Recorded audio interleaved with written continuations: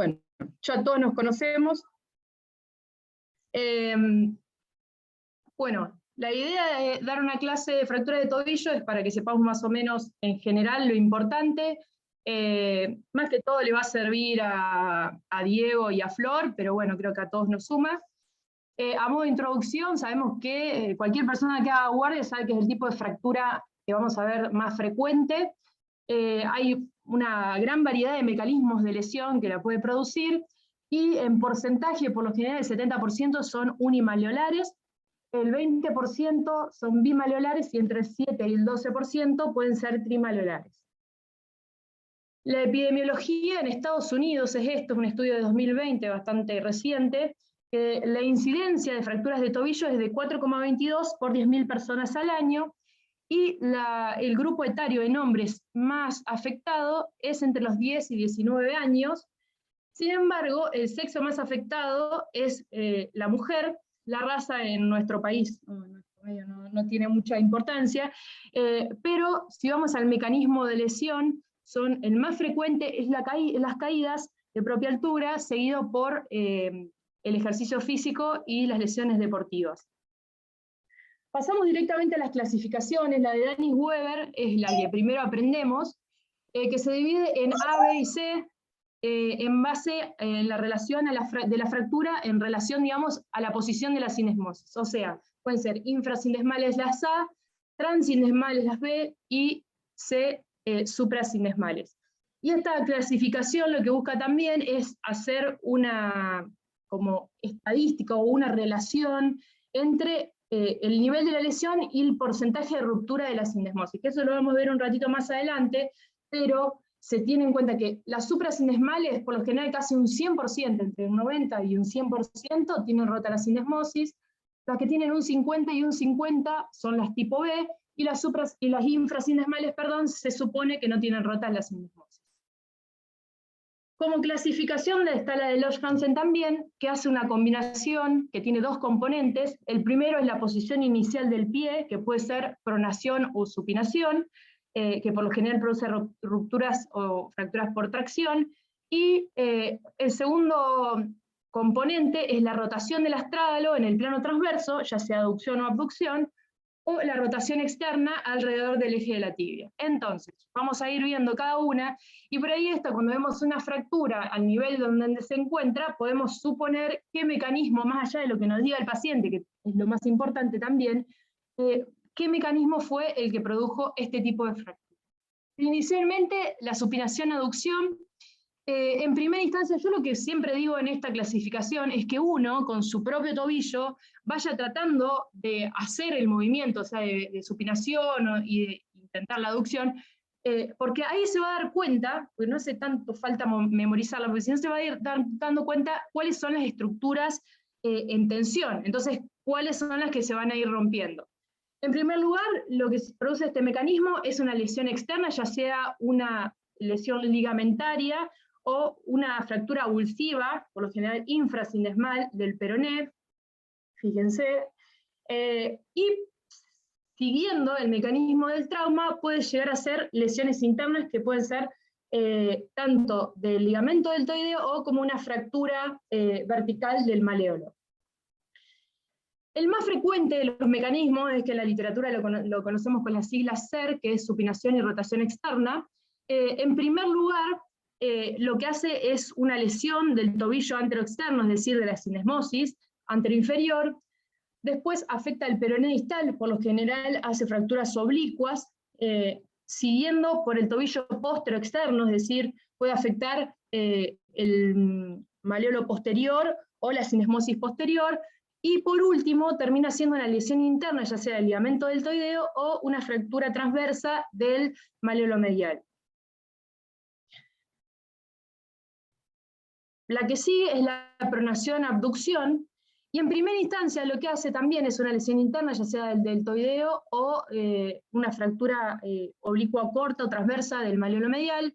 En segundo lugar, puede romper la sinesmosis inferior, y esto puede ser una lesión ligamentaria pura o las avulsiones, que pueden ser del tubérculo de Chaput, acuérdense que es la lesión anterolateral de la tibia, o la parte anterior del peroné, que es donde se inserta la syndesmosis, que tiene nombre propio y es la lesión de Lefort-Guastafel.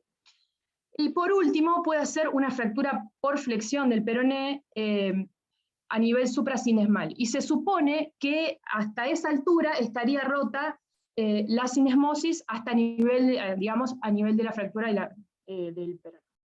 Y por último, que es el tipo de mecanismo de lesión más frecuente, que también se conoce en la literatura como PRE, que es la pronación y rotación externa, es la que vamos a, digamos, el mecanismo de lesión de las fracturas que tienen nombre propio que se llaman Maisonneuve. En primer lugar, cuando empieza el mecanismo del trauma, puede ser una lesión interna, ya sea del maleolo medial o del deltoideo, siguiendo por la syndesmosis anterior, y en segundo lugar, digamos, en último lugar, termina siendo una fractura de Maisonneuve, o sea, una supracinesmal o una fractura a nivel del cuello del peroné, que esa es la que tiene nombre propio, que es esa de Maisonneuve. Por último, puede ser también una ruptura de la syndesmosis posterior. Bueno, esta es la clasificación que estudiamos en primer año todos. Esta es la modificación del 2018, que combina más o menos la Weber y la Lodge-Hansen. Después, todos sabemos obviamente que la 4-4 significa tobillo maléolo, es a nivel infrasindesmal, B transindesmal, C suprasindesmal, y es después 1, 2 o 3 en base a cuántos maleolos comprometen. Después lo tienen que ver bien, porque si bien las clasificaciones deberían facilitarnos un poco, digamos, ayudarnos a que la acordemos, hoy hay un montón de modificadores clínicos, o sea, después del A1 se agregan un montón de puntos que significan distintas cosas, pero bueno, por eso tenemos, les recomiendo a los chicos que ya la deben tener, la aplicación de la AO, y ahí se pueden ver bien todas las modificaciones clínicas que tiene este tipo de clasificación. La idea de una clasificación es ayudarnos también a decidir una conducta. Entonces, si ven también en la aplicación, en base a cada tipo de fractura o a cada lesión, van a ver un tratamiento, digamos, para ese tipo de fractura. El diagnóstico, como sabemos, se basa en la anamnesis, en el examen físico y en los métodos complementarios. Las tres cosas son importantes por igual. Si falta una, siempre vamos a tener alguna duda o algún problema, así que yo les recomiendo que siempre hagan una buena anamnesis. El examen físico, yo siempre digo, nosotros somos de la escuela del Ramos Berti, está muy bien explicado, y podemos ir directamente a los métodos complementarios. La radiografía es el estudio inicial de lo que tenemos de alcance en la guardia.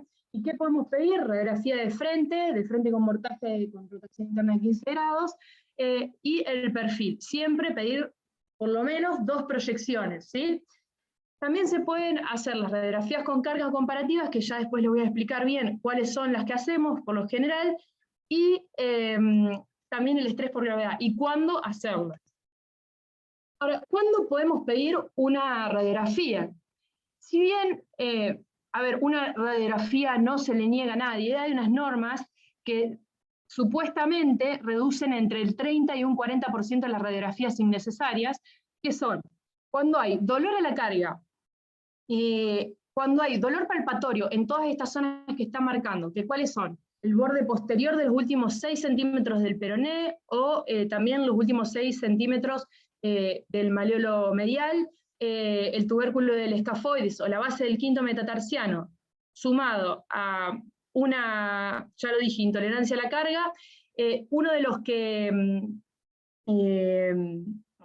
y otro de los requisitos, digamos, que se le suma o que se clasifica como norma de Ottawa también, es en pacientes mayores de 65 años. Se suma alguno de esos 3 características, uno debería pedir una radiografía, ¿sí? Que tiene una alta sensibilidad para valorar si hay o no fracturas. Pero bueno, como les digo, si ustedes tienen la duda y falta alguno de los criterios, hay que pedir la radiografía, ¿sí? Porque es mejor prevenir, digamos, que curar de forma tardía.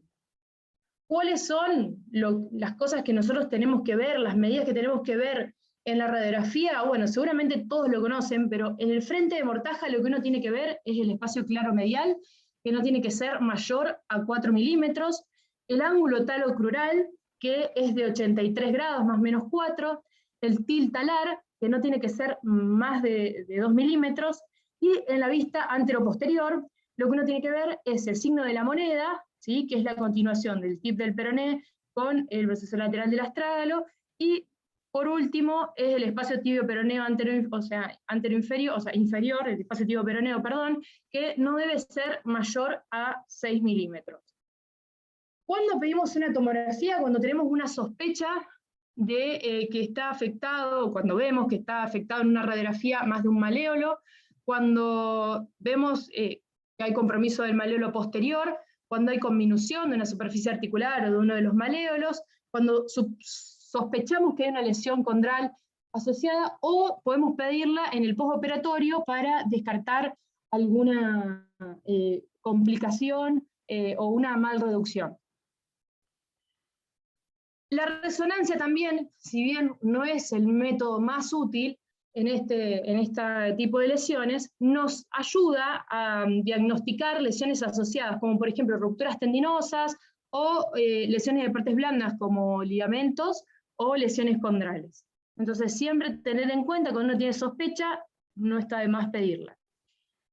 El tratamiento, si bien esto es un concepto que no estoy tan de acuerdo, pero bueno, esto lo saqué del MAN, de tobillo y pie, ellos sostienen que para ver si una fractura es o no quirúrgica, se considera al tobillo como una estructura, como un anillo osteoligamentario, en el que si uno de los componentes, si una de las partes del anillo está rota, dentro de todo mantendría un cierto nivel de estabilidad. Pero si dos de los componentes están rotos, ahí ya tendríamos una inestabilidad, por lo que, digamos, pasaríamos a un tratamiento quirúrgico.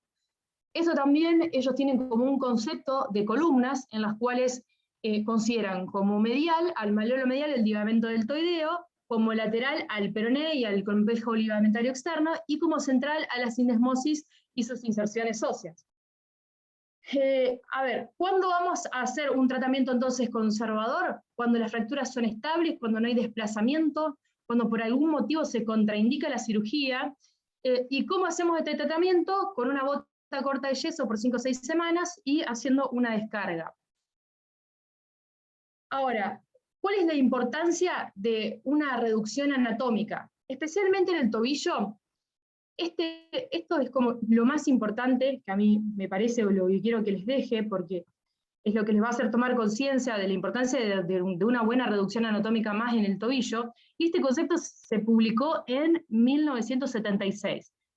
¿Y qué dice? Que por cada milímetro de desplazamiento del astrágalo se reduce el contacto articular más de un 42%. Entonces, fíjense lo que puede hacer 1 milímetro, ¿sí? Después, los acortamientos mayores a 3 milímetros del peroné, también los desplazamientos de maléolo interno y externo de más de 2 milímetros, y las fracturas de maléolo posterior de más del 25% con un desplazamiento de 2 milímetros, lo pongo en cursiva porque esto ya está como discutido. Si todas estas cosas se producen, nos pueden llevar a una artrosis degenerativa precoz. Entonces, es muy importante en una articulación de carga como el tobillo, una reducción lo más anatómica posible. Y para eso, ¿qué tenemos en cuenta? Los principios AO para cualquier tipo de fractura, que son una reducción anatómica, una fijación interna y una movilidad precoz. Entonces, es fundamental la planificación preoperatoria. Hay un dicho que siempre se dice, o que al Topo le gusta poner en sus clases, es que si no lo puedes planear, no lo puedes hacer. Entonces, lo más importante de todo es planificarnos, hacer los dibujos, más que todo a los chicos, las posiciones, ver los abordajes que pueden utilizar, qué van a hacer primero. Bueno, ya seguramente habrán tenido una clase de planificación, pero es lo más importante de todo. Ahora, bueno, vamos a ir un poco por parte. Si bien las fracturas infrasindesmales por ahí son las que son como más plausibles de tratamiento conservador, se pueden hacer reducciones anatómicas de varios tipos. Una forma son las placas tercio de tubo, que todos conocemos, otras son las placas gancho, que enganchan, digamos, la parte de la fractura distal, o también los sistemas de tipo absorbe-tracción, digo tipo porque no son las clásicas, o sea, no cumplen el principio clásico de absorbe tracción, pero usando clavijas, con un alambre se puede hacer la reducción. En el caso de las transindesmales, este es el montaje típico, por lo general se usa en las veces que es posible un tornillo interfragmentario con una placa de neutralización, puede ser de 3,5, de tercio de tubo, o vienen las que seguramente usan un montón, que son las anatómicas, que vienen con la formita del peroné. Y las suprasindesmales, también se pueden usar placas de 3,5, tercio de tubo, o placas de reconstrucción para darle un poco más de estabilidad a la sindesmosis, perdón, a la fractura, pero estas son un poco más difíciles de, por lo menos de reducir en el plano rotacional, entonces hay que tener cuidado. Ahora, ¿qué pasa cuando uno tiene una lesión, una fractura de Meissner? A esta altura el peroné no es funcional, por decirlo de alguna forma, y lo que se hace es una osteosíntesis o una fijación de la sindesmosis, que puede hacerse con tornillos, con fijación flexible, los tornillos pueden estar solos o pueden estar unidos a placa. Ahora vamos a hablar un poco más de eso. Entonces, lo que les decía, el malero peroneo, las Weber A, esto ya lo dije anteriormente, así que los voy a pasar, pero que les quede claro que en las suprasindesmales, más o menos entre el 90 y el 100% tienen un compromiso de la sindesmosis. Y las que nos van a generar dudas son las Weber B, ¿sí? Las transindesmales, que la mitad y la mitad pueden estar o no lesionadas la sindesmosis. Entonces es ahí cuando nosotros tenemos que saber hacer una radiografía por estrés, o tenemos que recurrir a eso, ¿sí? Fíjense esta fractura, ¿qué hacen? Esto es un artículo de Chile que ellos ponen, hacen como una guía de práctica clínica y procedimientos de qué hacer con las fracturas de tobillo URB. Entonces ellos lo que hacen es un estrés con carga comparativo, pero esto muchas veces puede estar sesgado porque al paciente le duele, entonces no pisa de la forma, no carga de la forma normal, entonces esto puede dar un poco de sesgo. Y por último, es el estrés por gravedad, que ponemos al paciente en decúbito lateral con el peroné para abajo y dejamos caer el tobillo. Y vemos si se abre o no la sindesmosis. En este claramente es positivo, entonces significa que la sindesmosis está rota. Seguramente este lo saben hacer todos porque en el servicio por lo menos lo hacíamos. Bueno, y sabemos que la sindesmosis se puede estar rota en el 5 a 10% de los de 15 de tobillo, y en general tiene una incidencia más o menos del 23% de todas las fracturas de tobillo. Ahora, ¿qué es la sindesmosis? Que ya seguramente lo saben también, es articulación tibio-peronea inferior. Esto visto en un corte axial, para saber los componentes de la sindesmosis, que lo deberían saber, está formado por un ligamento tibio-peroneo anteroinferior, la membrana o ligamento interóseo, y el tibio-peroneo posterior-inferior, que está dividido en el postero inferior y el ligamento transverso, ¿sí? Hay maniobras clínicas, que bueno, este cuadro lo pongo, pero si quieren después se los paso. Hay maniobras clínicas y maniobras intraquirúrgicas que uno supone que, o que les da una idea de que está rota la sindesmosis. ¿Cuáles son? Uno es el de la pierna cruzada. Supuestamente cuando uno hace la compresión del peroné sobre la otra pierna, debería doler a nivel anterolateral. Otro, este es el squeeze test. Lo que se hace es una compresión, tanto en la parte superior como en la parte inferior, entre la tibia del peroné, y si genera dolor anterolateral, también nos sugeriría que estaría rota la sindesmosis. Y por último es el que hacemos en quirófano, que se puede hacer también de forma clínica, que es el test de la rotación forzada, ¿ok? De la rotación externa.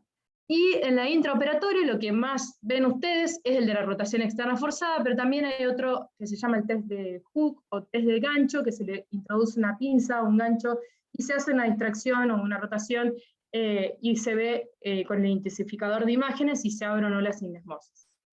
Hay un concepto que yo había aprendido cuando había rotado en 2019, que no está publicado, pero que me parece que está bueno, que se supone que si la espícula de la fractura transindesmal pasa por debajo de la superficie articular distal de la tibia, no estaría rota la sindesmosis. Ahora, si esta espícula está por encima, la sindesmosis se sugiere que podría llegar a estar rota, ¿sí? Pero bueno, igualmente no tiene evidencia, pero es una teoría. Y otra de las formas, que yo creo que hoy va ganando cada vez más terreno, que antes no lo hacíamos tanto, pero me parece que actualmente se usa cada vez más, es la tomografía axial, en donde se ve la incisura, y por lo general hay ciertos ángulos y líneas que se trazan para ver si está o no rotado el peroné, pero lo importante es hacerlo comparativo, porque fíjense en esto, ahí se ve la diferencia entre la sana y la supuestamente abierta, ¿ok? Muchas veces las incisuras pueden llegar a estar un poco por una condición anatómica natural de la persona, pueden llegar a estar un poco más abiertas que lo normal, y eso es algo de la anatomía propia y no significa que esté rota la sinemosis. Entonces, por lo general lo que se dice es que se tiene que hacer de forma comparativa. Y por último, en métodos complementarios, hay signos en la resonancia que yo no entiendo por qué se llama signo de lambda, pero es una hiperintensidad a nivel de la sinesmosis en el corte coronal. Y este es el signo del anillo de fuego, en donde se ve también una hiperintensidad en el borde, digamos, de la tibia, por encima de los 6 milímetros, o sea, 6 centímetros por encima de la superficie articular del tobillo. Entonces, cuando vemos esto, se supone que está rota. A menos de que se puede ver también directamente por la resonancia que puede llegar a estar rota la sinesmosis, ¿ok? Como medio de fijación, el gol estándar, considerado hasta ahora, que está cada vez más discutido, o hoy hay mucha controversia sobre esto, es el tornillo transinesmal, que no es un tornillo de compresión, sino que es un tornillo de posición, que tiene que ser de rosca completa, puede ser de 3,5, de 4,5 milímetros, y se puede poner tricortical. ¿Esto qué significa? Que va 1, 2, 3 corticales, o se puede poner cuatricortical. Estos son, porque si se llega a partir el tornillo, se lo puede sacar del otro lado, entonces se deja hasta esta cortical, que sería la cuarta, ¿ok? Y siempre lo van a entender, esto cuando dicen de 30 grados de posterior anterior, fíjense este dibujito y se van a ver la forma que tiene la relación el peroné con la incisura de la tibia, y ahí van a entender por qué son 30 grados, ¿ok? Entonces, ¿cómo se pone el tornillo? Se pone entre 1,5 y 3 centímetros de la superficie articular. Se supone que el cartílago de la incisura de la tibia terminaría entre los 8 y 1,5 milímetros. Esto va variando, hay trabajos cadavéricos que lo muestran, pero bueno, entre 1,5 y 3 centímetros. Antes se ponían mucho más altos, pero bueno, los trabajos fueron demostrando que dan más estabilidad a estas zonas, ¿sí? ¿Qué pasa con los tornillos? Uno puede hacer que se retiren en las 6 semanas y explicarle, a veces se dejan un poco más, explicarle al paciente que si se rompe no pasa nada porque está demostrado en los trabajos, pero bueno, se puede sacar también y para que la radiografía quede un poco más estética, ¿sí? Otro tipo de fijación es la fijación flexible. Seguramente ya lo vieron, este es el dispositivo de Tyrop, es una marca de Artrex, en donde ahora voy a hablar de los beneficios. Esto se puede poner a través de una placa o por fuera de la placa, y por lo general el montaje ideal de la fijación flexible son dos cordones que tienen que ser paralelos y divergentes, ¿sí? ¿Y cuáles son los beneficios de la fijación flexible? Principalmente lo que dicen los trabajos de esta técnica es que darían una micromovilidad fisiológica y evitarían las malreducciones que uno puede llegar a hacer con la fijación rígida, que sería el tornillo. Es decir, como es flexible, el peroné se acomodaría como anatómicamente en la incisura y mantendría la micromovilidad que tiene el peroné, la sinesmosis de forma fisiológica. Esto también disminuiría aparentemente las ventajas, el índice de retiro, que podría dar carga precoz, y tendría un menor índice de rediastasis. La desventaja es que estos implantes pueden tener un costo bastante elevado, y el botón por lo general puede llegar a irritar las partes blandas, y también el cordón, al hacer una micromovilidad dentro de la tibia, puede llegar a producir un poco de osteolisis.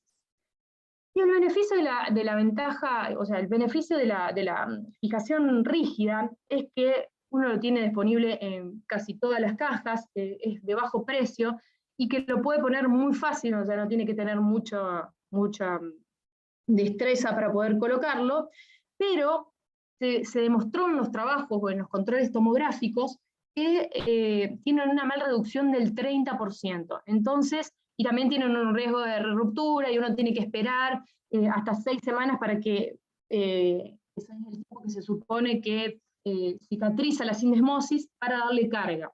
Entonces, bueno, hay que tener cuidado. La única forma de saber, uno, y bien con la radiografía uno supone que está bien reducido, la única forma de saber la perfecta reducción del peroné en la incisura es con una tomografía axial, y claramente no la tenemos disponible en el quirófano. Pasando a malleolo medial, bueno, el 15% de las reducciones generan una pseudoartrosis del 15%. Perdón, sí, tienen una pseudoartrosis.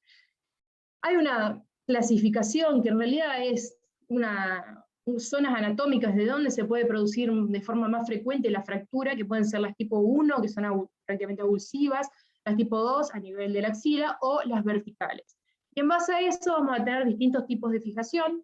En las tipo 1 podemos usar un sistema tipo absorbe-tracción, porque por lo general son muy chiquitos y no podemos meter un tornillo a esa altura, entonces nos tenemos que ingeniar con osteodesis.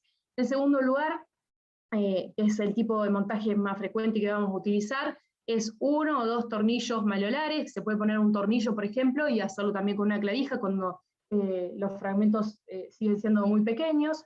Fíjense la forma del tornillo. Y por último, cuando los trazos son verticales y que son muy cizallantes, se le pone una placa con tornillos, ¿sí? ¿Cómo era un tornillo maleolar? Bueno, ustedes ya lo saben, pero la rosca parcial son por lo general canulados, o sea, son canulados y son autoperforantes. ¿Ok? Bueno, ahora vamos, ¿ok? ¿Vamos bien? Sí, Juli. Bueno, listo.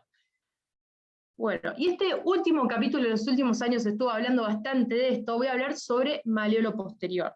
El malleolo posterior ya es como una entidad en la que se puede dar clases solo de esto, y en general se dan en el 46% de las fracturas Weber B y C. Uno tiene que sospechar que tiene una fractura de malleolo posterior cuando ve esta imagen en la radiografía, ¿sí? A nivel del malleolo medial, que es el signo de la llama o de Spur sign. Tiene que ir pensando que si puede llegar a ver esto, ¿sí? Tiene que pedir sí o sí una tomografía, porque seguramente hay algo más importante en el malleolo posterior. Anteriormente se usaba esta clasificación, ¿sí? Que eran 3 tipos: el posterolateral oblicuo, el transverso medial extendido o en la forma en cáscara. Y lo que se decía antes era que si la fractura del malleolo posterior abarcaba más del 25% de la superficie, era de tratamiento quirúrgico. ¿Qué se hacía entonces? Por lo general se ponía un tornillo anteroposterior y se suponía que ese tornillo reducía o mantenía el malleolo posterior. Pero esto ya sabemos que es un concepto viejo, y en el año 2015, con un estudio tomográfico, Ramelt y Bartolisek hicieron una nueva clasificación que, digamos, hace una nueva definición en donde se plantea el uso de tomografías transversales, sagitales, frontales y con reconstrucción de 3D, y hace 4 tipos sumada a un 5.º tipo, que son las fracturas osteoporóticas, que es una combinación, puede ser una combinación de los 4 tipos, y que no solamente nos hace una guía de tratamiento, sino que nos dice qué abordaje usar o qué sugiere tipo de abordaje que antes casi no usábamos, usábamos muy pocos, para cada tipo de fractura. Bueno, en primer lugar, vamos a ver esto: la extraincisural quiere decir que la fractura está por fuera de la incisura tibio-peronea, ¿ok? Entonces, estos son el único tipo de fractura de malleolo posterior que serían posibles de tratamiento conservador.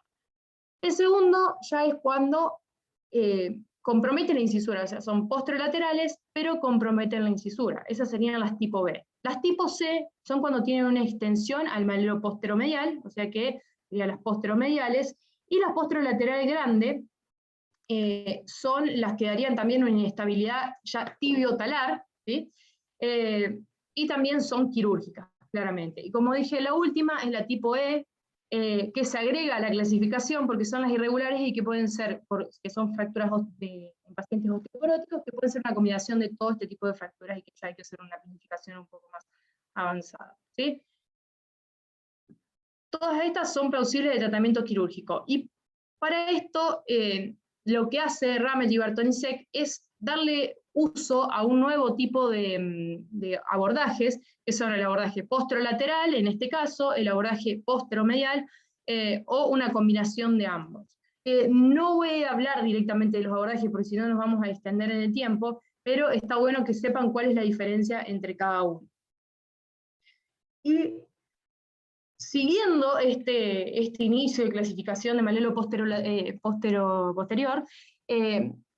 Arrondo y Johannes, bueno, justo Arrondo es el presidente de la Sociedad de Pie, ellos hicieron una nueva clasificación y ellos dijeron que en realidad el tobillo no tiene 3 malelos como normalmente nosotros estamos basándonos en todas las clases, sino que son 4 maleolos. Entonces, ellos le ponen A al malelo posterolateral y lo dividen en A1 al posterolateral, a la 2 al posteromedial, o A3 cuando es el posterolateral y posteromedial, ¿sí? Al B le llaman A el malelo medial, al C al malelo peroneo, y al D y al E, y al D, que sería el chaput, que es la inserción distal de la sinesmosis en la tibia distal, o el de Ford-Wastaffe, que es donde se trata la sinesmosis en el peroneo. Entonces, ellos lo que hacen es este cuadro, que yo les sugiero que lo puedan imprimir y lo tengan en la guardia, les va a ayudar a planificar una cirugía, porque los va a guiar en base a qué parte esté fracturado, qué parte esté comprometida, qué abordaje utilizar. Y aparte de qué abordaje utilizar, en qué posición poner el paciente, ¿sí? O qué combinación de abordaje se puede hacer. Entonces, supuestamente, casi todas las fracturas, excepto las D, ¿sí? Que son de la parte anterolateral, ya sea de la tibia o el peroné, que son el chaput o el Lefort, todas se podrían operar en decúbito ventral, o sea, boca abajo, ¿okay? Las únicas que sí o sí uno tiene que dar vuelta al paciente, a no ser que sea algo que hay que darlo vuelta sí o sí por alguna combinación de fracturas, las D serían las que sí o sí hay que abordarlas por anterior, porque no hay forma de abordarlas por atrás, ¿sí? Bueno, ya terminando, si bien casi nadie lo hace de forma urgente, pero se demostró que en las lesiones de sindesmosis y aquellas fracturas que tienen compromiso del malelo posterior, si uno hace una tomografía de control a la semana postoperatorio, va a ver este porcentaje de mal reducciones. Por lo tanto, hay un 29% de cirugías de revisión. A ver, si uno lo empieza a implementar, tiene que saber que si lo va a hacer, va a tener que actuar en efecto. Entonces, es un poco complicado decirle al paciente, mira, tenés el tornillo mal puesto, vamos a tener que volver a operarte, pero bueno, creo que forma parte también de la honestidad y para prevenir las complicaciones que ya dijimos, que por lo general es la artrosis postraumática, y acuérdense de la regla de 1 milímetro y el 42% de la pérdida de contacto, ¿no? Fíjense, uno de los casos, hay una mal reducción de la sinesmosis, ¿sí? En el frente parece que está bien, está raro este espacio, pero fíjense más en la tomografía axial, no hay ninguna duda. Otra de las causas más frecuentes de mal reducción son los fragmentos interpuestos, y fíjense de nuevo, mal reducida la sinesmosis. Esto se ve en las tomografías axiales, cuando uno lo pide, se ve, entonces uno también tiene que planificar, sacar ese fragmento para poder reducirlo bien. Es muy frecuente ver esto, y bueno, esto es cuando se interpone un fragmento intraarticular a nivel de la sinesmosis, ¿ok? Entonces, si vamos a pedir la radiografía y la tomografía, planifiquemos para evitar este porcentaje altísimo de cirugías de revisión, ¿sí? Y por otro, hay un capítulo también que no voy a hablar mucho, pero se supone que si uno hace una asistencia artroscópica, que estaría bueno hacerse a todos los pacientes, pero bueno, hay una cuestión de obras sociales y autorizaciones que nos impiden un poco avanzar en este tema, es que si uno opera las fracturas, o sea, con una asistencia artroscópica, vamos a ver en todos los casos un 63% de lesiones condrales, un 60,9% de lesiones del ligamento deltoideo, y vamos a poder ver también un 77,9% de lesiones sindesmales. También lo que sirve la asistencia artroscópica es para cuando uno hace la reducción de la sindesmosis, controlarla y corroborar que esté realmente en su posición. Pero bueno, es un tema complicado. Por último, se pueden hacer reducciones mínimamente invasivas.